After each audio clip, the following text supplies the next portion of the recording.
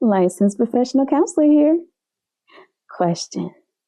Are you in a relationship where it seems like your partner is having difficulty standing up for you when it comes to you versus their family? Well, let's talk about it. So, I got to get myself together on this one because this is popping up a lot. And I find it very interesting because when you decide to be in a relationship, you're saying you're ready to be a team player. Team, not solo, team. And when you are a team player, that means that you are not only taking into account what you want, you're also taking into account what your partner wants. Now, everything is not realistic, so let's be honest about that. But for the realistic stuff, as far as respect, there should be no disrespectful communication coming from you, your partner, or the in laws, or your partner's family coming at each other. No. And if you're like, but that's what we do, timeout, flag on the play, challenge. No, that is not what should be happening in relationships where you say, I am a teammate. If you've ever played a sport, a team sport, you know that you could have problems with some of your teammates, but when it comes to game time, when it comes to trying to win that game, you throw all that stuff to the side, you come together and you take care of that thing and win. What am I saying? When you have issues with your partner, it is important for you to discuss that with your partner respectfully. And if you end up telling some of your family members some issues, frustration that you might have with your partner, make sure the people that you're talking to are respectful. Because if they are not, you are most likely telling most of the not so great things about your partner to your family. And then when your partner comes into the room, now everybody ready to jump on them. And they're confused. Or you're respectful to your partner, but your family can't stand them. Now, hey, I can't tell you what to do, but all I'm going to say is this. If you have a toxic family, understand how that can not only impact you, but impact your partner. Does your partner know that your people raggedy? Do they know that? Their raggedy behavior shows through? Do they know? Or are you just walking them into the lion's den? Just letting them just get eaten up by your people. Talking about them like a dog. And you sitting over there going, what? Huh? What are you talking about? I didn't see anything. I didn't hear that. What was that? Your partner is going to be ticked off, okay? Because they're like, I love you. What is this? How are these people connected to you? So before you start sliding your partners into oncoming traffic, how about you be honest about what kind of family you have and figure out what kind of boundaries need to be set before you start dating someone, and how you can protect not only your peace, but your partner's peace when they come around your family. Because if your partner is saying, listen, they rude, like so-and-so, I don't like that, and you're standing right there and you don't see it, the question is, how? How did you not see it? Well, let me tell you. You might not see it because you're used to it. You grew up with it. It's foolishness. It's been foolishness for days, years, and forever. And so you have become desensitized to the foolishness. And because you're desensitized, you're not going to pick up on stuff unless it is just pow in your face. And even then, somebody else most likely going to have to tell you that, hey, that's a problem. They're like, huh? Oh, I didn't catch that. Even though you're right there, because your body has learned how to protect yourself from the foolishness by blocking things out, desensitizing you, taking you to, like, pulling you out of the present, and you're zoning out, going to La La Land somewhere, and you're missing things. And that's what your body did to protect you from the raggedy behavior that you were exposed to growing up.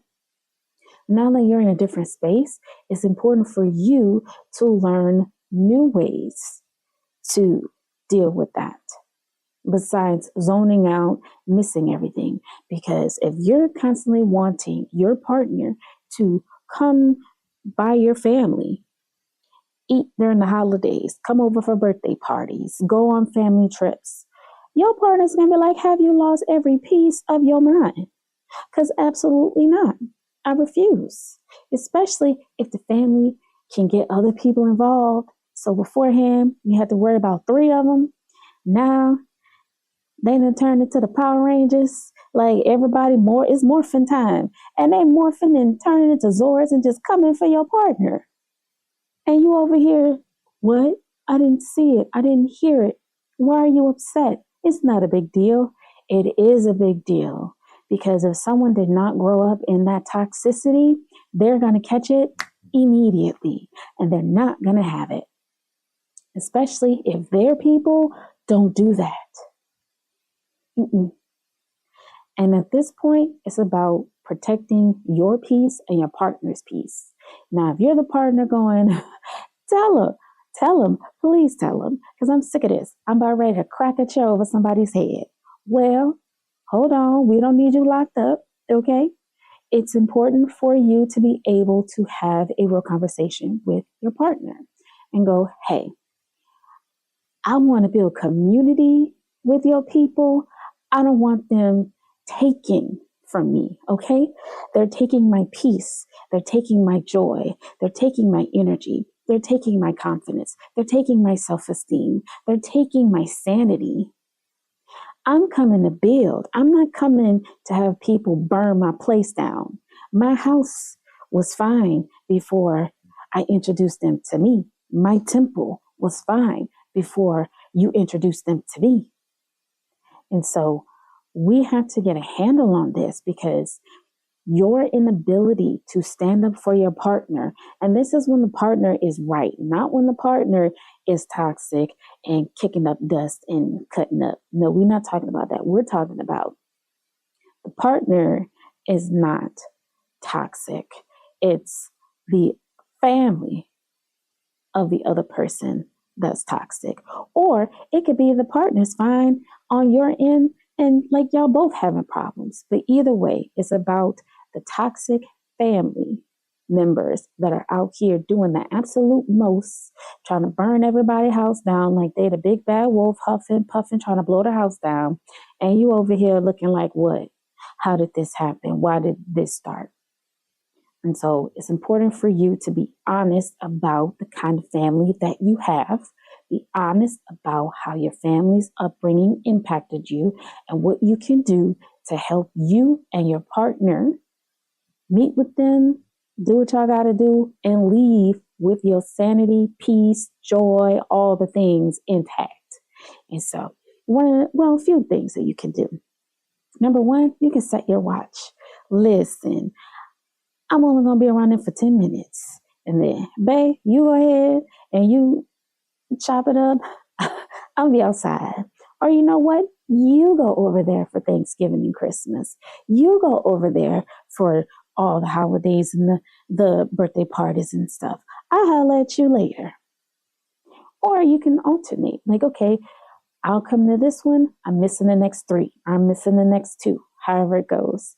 Or you can say, you know what? I'm going to come up with a code, a phrase, a look, something, so that if something happens in real time, I'm going to signal to you so that you can intervene and understand what I'm talking about. Because sometimes they don't get it. If you tell them 5 hours later, how are they supposed to remember what was said? But in real time, excuse me, what did you say? I don't think I heard you right. What did you mean by that? It's that kind of stuff. To have the person who's being rude, cruel, and out of control, have them repeat themselves. Mm-hmm. We'll see how long they're going to continue repeating themselves before they get the picture and back off. But at the end of the day, if y'all or a team, is about understanding that certain behavior is not okay. And if someone is uncomfortable, It is not right to force someone into danger. They do not feel safe. And if you are siding with your toxic family and hanging your partner out to dry, you are no longer a safe person for them. You're not. And if things don't change, hey, anything can happen at that point. And so you want to make sure that you are taking care of not only yourself, but your partner, understanding that disrespectful behavior is not okay from anyone, not even your friends, your family, your coworkers. It's not okay.